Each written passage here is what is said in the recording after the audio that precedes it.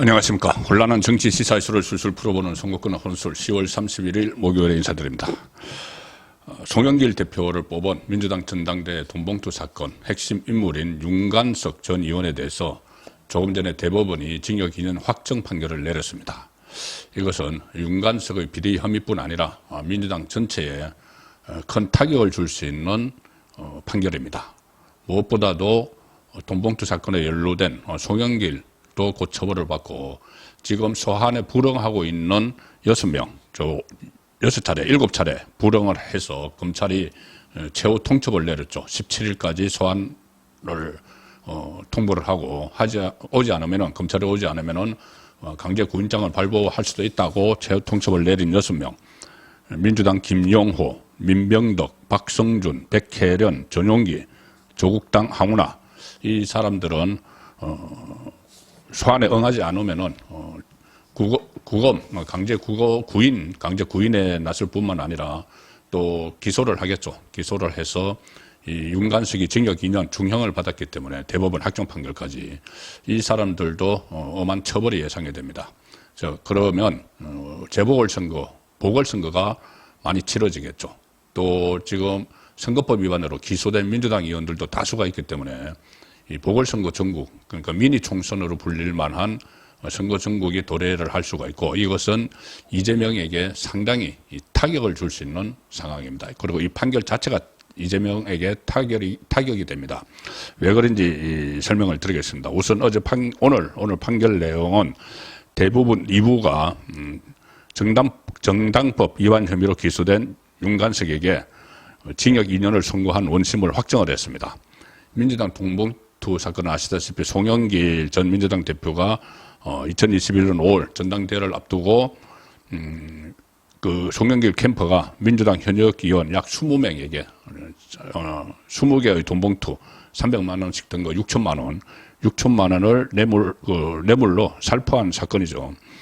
이게 범행 전모가 담긴 이른바 이정건 녹취록이 뇌물 수사 중에 발견돼서 이정건 뇌물 수사 중에 이정건 녹취록이 발견이 돼서 세상에 알려져서 수사가 됐습니다.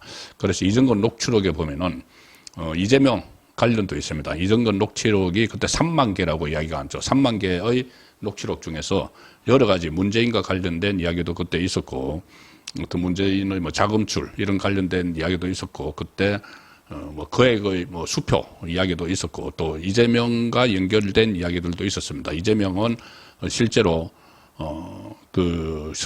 이정건 전 사무부총장이 서초에 국회의원으로 출마했을 때 가서 지원 요새도 했죠. 제가 썸네일에 보여드린 그 사진이 포스터입니다.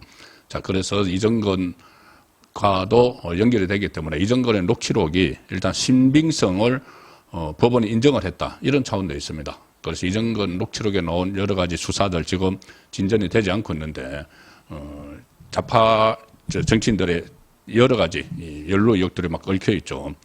비리 의혹들이죠.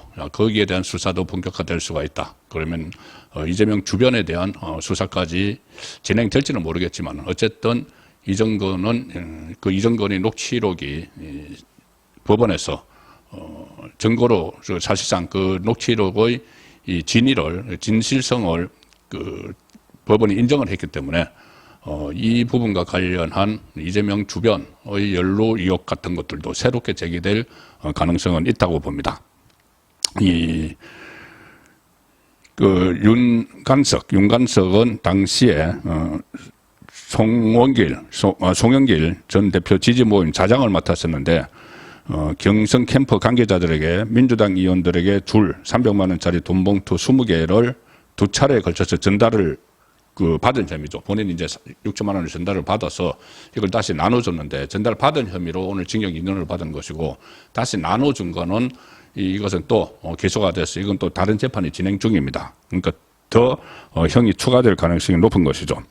특히 이 윤관석의 유죄가 확정이 되면서 법조계에서는 돈봉투 사건의 핵심 증거인 이정건 녹취록의 신빙성과 증거 능력도 온전히 인정됐다, 이 평가가 나오고 있습니다. 그래서 이 녹취록에는 문재인 관련 이야기들도 있고 상당히 민감한 내용들이 많은데, 그 녹취록이 일단 증거 능력으로 인정이 됐기 때문에 그때 뭐 많이 이 방송에서 많이 그 보도가 됐었죠. 이정건하고 여러 사람들 통화하는 내용, 윤관석 통화, 그 강래구 통화 뭐 이런 것들이 그때 다 많이 보도가 됐습니다. 뭐 아무개 의원에게는 줘야 돼. 호남 쪽은 줘야 돼. 또 뭐 이런 이야기들. 내가 줄 사람이 아닌데 달라고 해서 뺏겼어. 뭐 이런 이야기들이 다 그 녹취록에 나왔었죠. 그것들이 다 증거 능력으로 인정이 된 겁니다. 그러면은 이정건의 다른 녹취록도 새로운 파문을 일으킬 가능성도 배제할 수 없는 상황이 됐다고 볼 수가 있죠. 그리고 또 이재명 입장에서 초긴장할 수밖에 없는 게 이정건 녹취록도 녹취록이지만은 하나는 본인이 지금 사법 위기 11월 이제 내일부터 11월입니다. 11월부터 엄청난 이 사법 위기가 닥치는데 거기 속에 버텨도 계속 민주당 대표로 있어도 나중에 이게 재보궐선거가 치러지면은 이 돈봉투 사건이나 아니면 선거법에 관련된 사람들과 관련해서 재보궐선거가 치러지면은 이 상당히 난감한 위치에 서게 되는 것이죠. 본인들의 잘못으로 재보궐선거가 치러져서 또 국회의원을 새로 뽑기 위해서 막대한 예산이 또 투입돼야 되는데 그 상황에서 후보를 내지 않을 수도 없고 난감한 위치고 그리고 선거 결과도 이 돈봉투 사건 같은 걸로 보궐선거가 치러지면은 민주당이 상당히 당선되기 어렵겠죠. 그런 정치적으로 위험한 상황에 처할 수도 있고 당 대표로 계속 있는다고 해도 그리고 또 한 가지는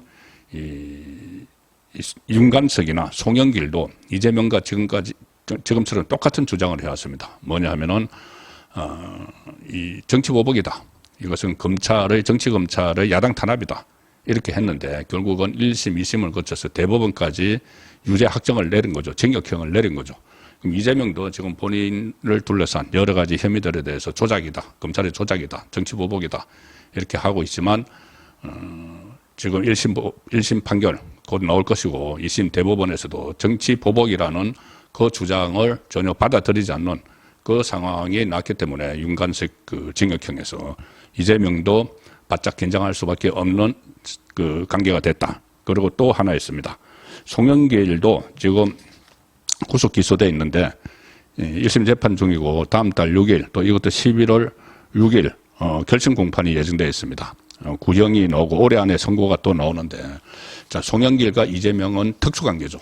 송영길이 민주당 대표할 때 이재명을 많이 도왔고 이낙연과 이재명의 대선 후보 경선을 관리를 하면서 이재명 쪽에 완전히 섰죠. 그리고 나중에 본인의 인천 계양을 지역구까지 이재명에게 물려준 상황입니다. 두 사람이 또 특수관계인데 송영길과 그 측근들이 줄줄이 이 유죄 판결을 확정 판결을 받는 상황 이것도 이재명으로서는 큰 악재가 되고 있습니다. 그래서 오늘 윤관석의 대법원 확정 판결로 이재명은 더 긴장할 수밖에 없는 상황이 됐다. 그렇게 정리를 해드리겠습니다. 선거권의 혼술이었습니다.